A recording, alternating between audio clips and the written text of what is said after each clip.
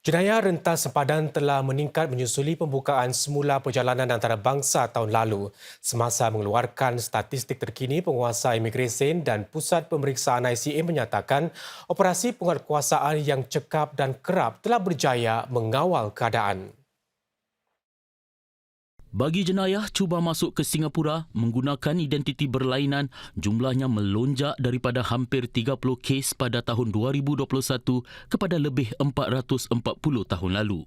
Jumlah mereka yang cuba masuk menggunakan dokumen perjalanan palsu atau yang telah diubah melambung 2,000%. ICA menyatakan ini melibatkan mereka yang cuba mengelak daripada kesalahan yang dilakukan semasa berada di sini sebelumnya.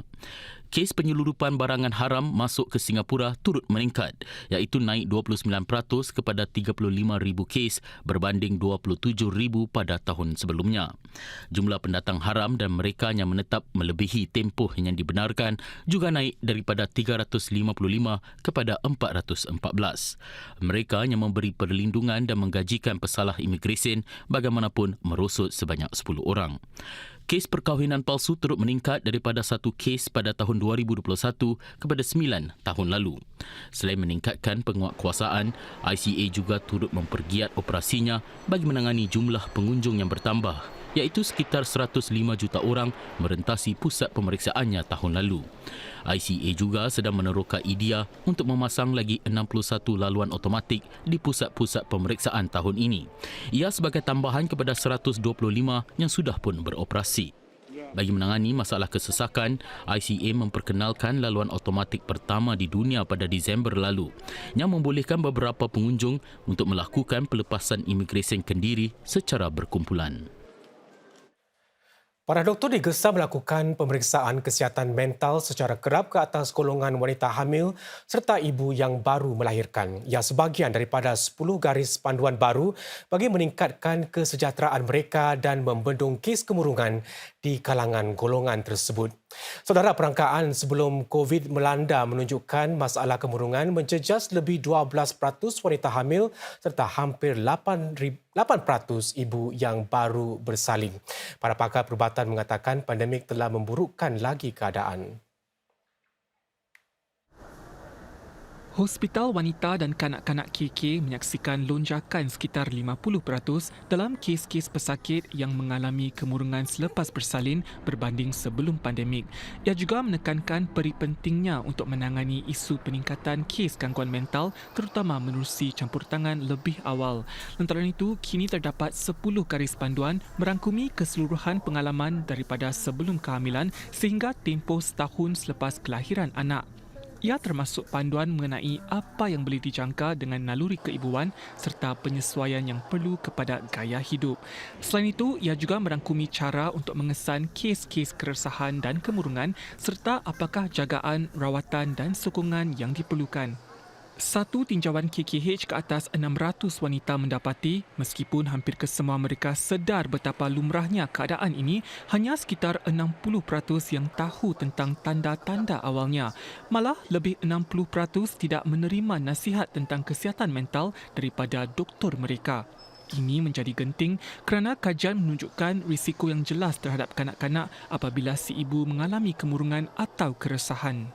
This heightens the child's vulnerability to mood or anxiety disorders later in life and has downstream implications on the child's learning and their behavior, such as their language development, their cognitive development, and executive functioning. Selain para pakar, garis panduan ini juga akan dikongsi dengan doktor-doktor keluarga, para jururawat dan pekerja sosial. Belanjawan Singapura 2023 adalah satu usaha mengimbangi prinsip hemat fiskal dan membantu rakyat tangani kos sara hidup yang meningkat. Semasa Forum Belanjawan Singapura, Timbalan Perdana Menteri merangkap Menteri Keuangan Lawrence Wong menambah kebanyakan langkah ditumpukan kepada usaha membantu golongan lemah. We want to do something to spend to help them, because if we were to taper down and reduce spending too much, then I think you will not be able to do enough to help Singaporeans. At the same time, if you spend too much, you may inadvertently stimulate demand and cause inflation to be worse. So it really was a balancing act, and in the end, we focused our spending. A lot of the measures were focused on the lower income families, which I'm sure Singaporeans will appreciate, need more help. DPM Wong telah ditanya peserta forum jika lebih banyak kontrak pemerintah boleh mencetuskan inovasi dalam kalangan firma tempatan. Beliau bagaimanapun mengatakan syarikat-syarikat perlu menyasarkan untuk menembusi pasaran sejagat. Spurring innovation is a separate matter. Then we have so many other schemes in which we can spur, motivate innovation. And I hope, more importantly, that our firms do not rely on government procurement to be successful, because if they do, I think we are in trouble. That's right. First of all, our market is so small, and then government procurement is just a very small fraction of that market. So it's very important that our firms, if they win a government contract, very good, so much the better. But really the market for our firms, the demand that you talked about, has to be international. Anda boleh menyaksikan Forum Belanjawan Singapura bersama DPM Wong di CNA pada 9 malam nanti atau di saluran 5 pada 9.30 malam. Saudara, pasukan elit bantuan bencana dan penyelamat Singapura akan pulang ke tanah air esok selepas dikerahkan selama 10 hari di Turki yang dilanda gempa.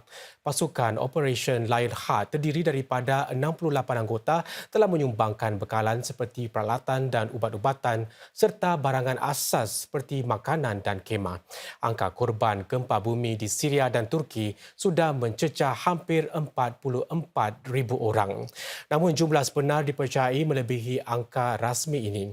Rakyat Singapura pula giat membantu dalam usaha kemanusiaan di kedua-dua negara menerusi pelbagai cara. Pelajar PhD yang menetap di Istanbul ini mengetepikan pelajarannya untuk menyumbang tenaga ke kawasan yang terjejas. One of my friends from the NGO called me and said, are you free to come down to the site? I said, why? They said the volunteers, they are so exhausted. They have been there for almost 3 days. They cannot get proper sleep. There's no proper accommodation. They didn't shower for the whole 3 days. So they say, no, if you can give an extra hand, that would definitely be useful. Encik Nuzulul dan rakannya memandu selama 17 jam ke Antakya memandangkan tiada penerbangan ke sana. Di situ mereka sedar bahawa banyak daripada bantuan yang dihulurkan tersekat di pusat bandar. Ramai penduduk telah meninggalkan tempat itu dan pengangkutan juga berkurangan. Lantaran itu, Encik Nuzulul memanfaatkan kenderaannya dan menghantar kiriman bantuan dari kawasan bandar ke kawasan perkampungan. Seorang usaha Tekwan, Jacinta Pua pula menubuhkan inisiatif Turkiye Relief bersama beberapa rakannya. Ini bagi mengumpulkan sumbangan untuk membeli kemah-kemah yang merupakan barangan penting bagi jutaan penduduk yang kehilangan tempat tinggal.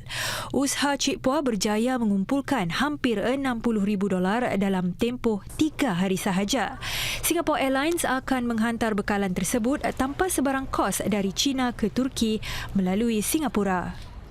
Peperiksaan GCE peringkat A 2022 telah diumumkan hari ini. 93.4% pelajar daripada hampir 11,000 pelajar yang menduduki peperiksaan GCE tahun lalu lulus kurang-kurangnya 3 subjek H2 di samping kertas am atau pengetahuan dan penyelidikan.